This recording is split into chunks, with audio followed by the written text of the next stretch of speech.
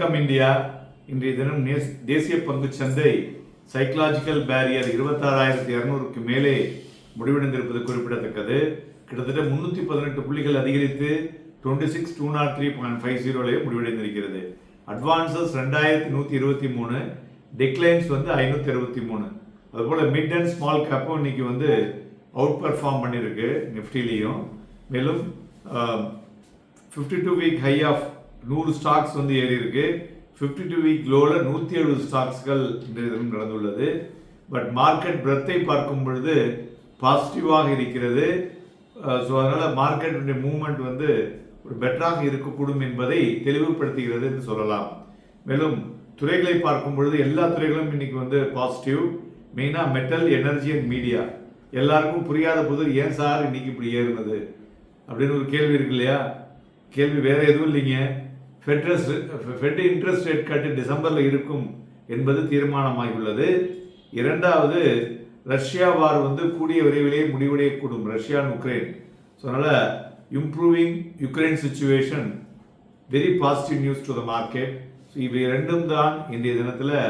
So அந்த 26,100க்கு மேலே நம்ம சொல்லியிருக்கோம்ல, 125க்கு மேலே போச்சுனாக்க ஒரு ஷார்ட் கவரிங் வரும், அதில் புஷ் ஆகி மேலே போகும். அதே தான் நடந்திருக்கு. ஸோ அது போல் ரோல் ஓவர் நிஃப்டி நேற்றைய தினம் பார்த்தீங்கன்னாக்கா லோவஸ்ட் ரோல் ஓவருங்க. எப்பெல்லாம் ரோல் ஓவர் கம்மியாக இருக்கோ அப்போதெல்லாம் மார்க்கெட் பார்த்தீங்கன்னாக்க ஒரு மூமெண்ட் மேலே கொடுக்கக்கூடிய வாய்ப்புகள் நெக்ஸ்ட் டே மிக அதிகமாக இருக்கக்கூடும். ஸோ அதனால தான் மந்த்லி எக்ஸ்பைரியை வாட்ச் பண்ண வேண்டும். ஓகேயா? இண்டிவிஜுவல் ஸ்டாக்ஸை பொறுத்தவரை பார்த்தோம்னா JSW steel, HDFC life, Bajaj Finserv, Bajaj finance, Jio financial, InterGlobe, Shriram finance, Grasim, Tata steel, coal India இவையெல்லாம் ஏறிய பங்குகள். இறங்கினதில் Bharti Airtel, Adani enterprises, Eicher motor, SBI life and Asian Paints இவையெல்லாம் இறங்கிய பங்குகள் என்று சொல்லலாம்.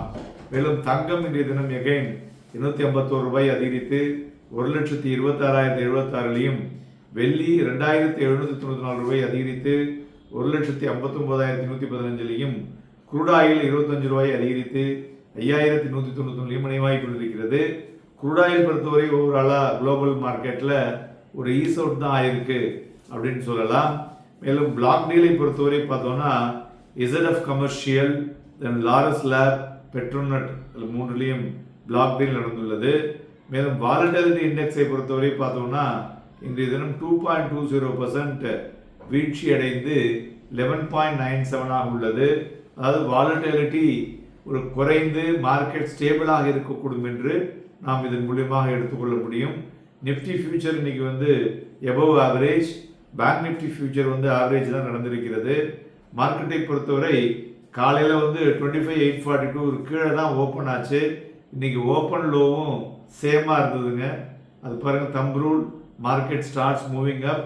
25,842லேருந்து 26,215 கிட்டத்தட்ட இதில் ஒரு 160, இதில் ஒரு 215 புள்ளிகள், கிட்டத்தட்ட 375 புள்ளிகள் மார்க்கெட்டில் இன்னைக்கு நல்ல ஒரு மூமெண்ட்டை கொடுத்ததை பார்க்க முடியுதுன்னு சொல்லலாம். அதுவும் ஆஃப்டர் 11 o'clock பார்த்தோம்னு வச்சுக்கோங்க, 10:30 market on the verge of sloping rise. So every லோலேருந்து அது மேலே மேலே மேலே ஒரு புது ஹையை காமிச்சுக்கிட்டே தான் இருந்தது.